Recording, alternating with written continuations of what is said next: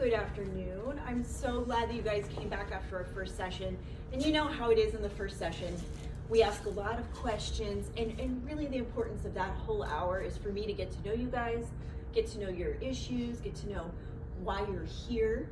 So you did such a great job last session of telling me, explaining to me kind of what was going on in your family dynamic, right?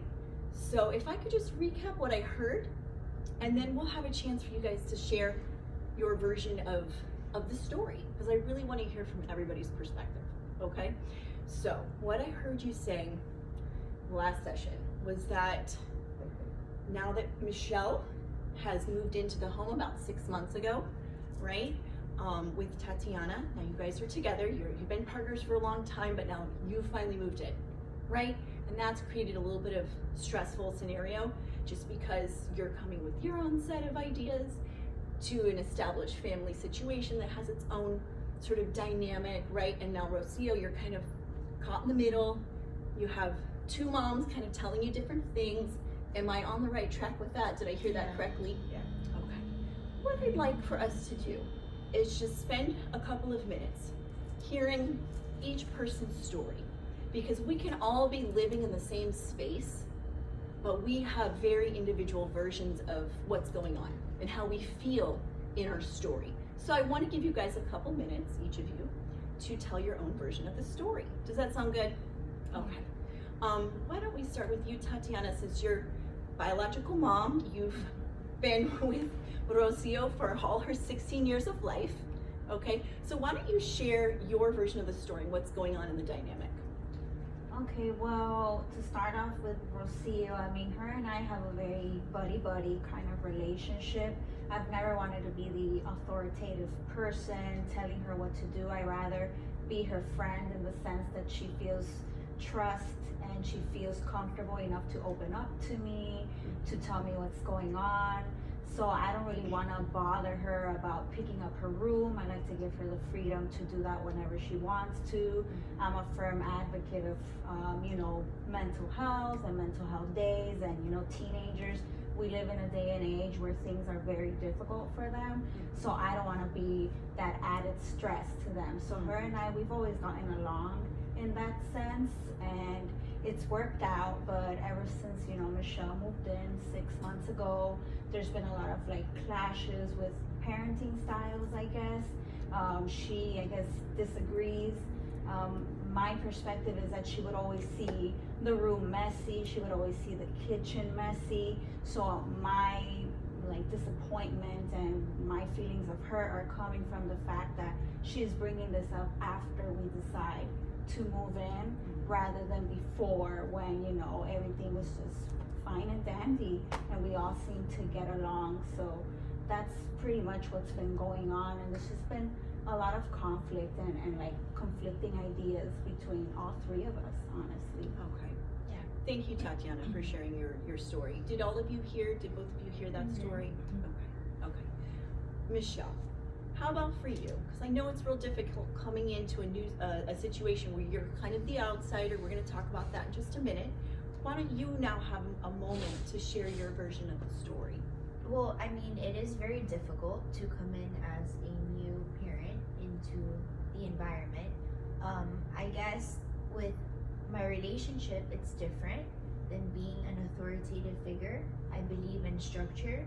I believe that things should be done a certain way, especially since we both work and our day-to-day is very hectic.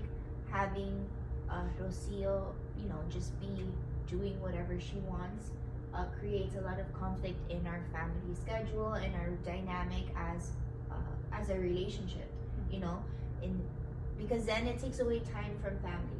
It's like we have to worry about the dishes and worry about things that we all could be doing, but then instead a conflict creates due to the lack of responsibility.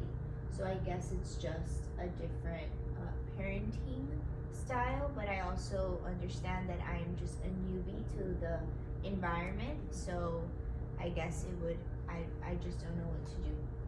It is just creating conflict in our schedules, in our free time, and kind of sucks. Okay.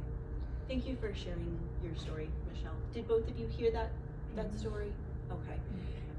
now it's time for Rocio to share her story. Tell us a little bit about how you're experiencing this dynamic, Rocio. I mean, honestly, I kind of feel like I'm being tugged into different corners.